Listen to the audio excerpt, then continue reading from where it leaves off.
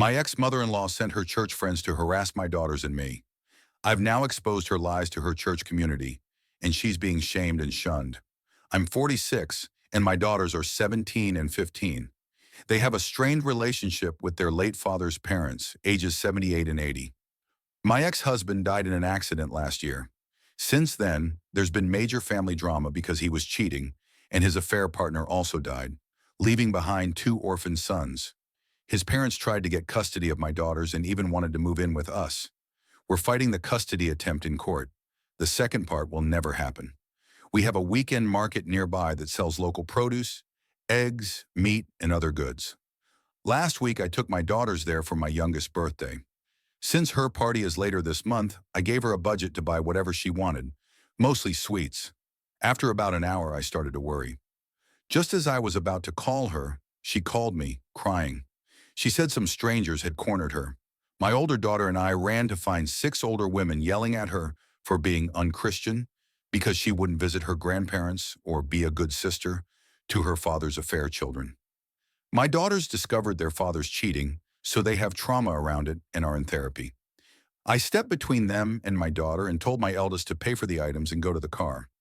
I then confronted the women, some I recognized from my ex-in-law's church. They told me I was worse for not obeying my ex's parents like a good Christian wife. Eventually, the argument got loud and we were all asked to leave. The women followed me to my car, but I got my daughters inside and drove off. Later that night, after the girls went to bed, I messaged the church member I still speak to. He apologized and told me what had happened.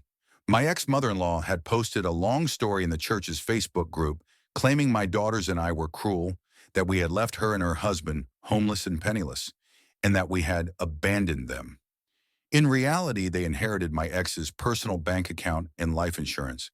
She even blamed us for losing custody of the affair partner's boys.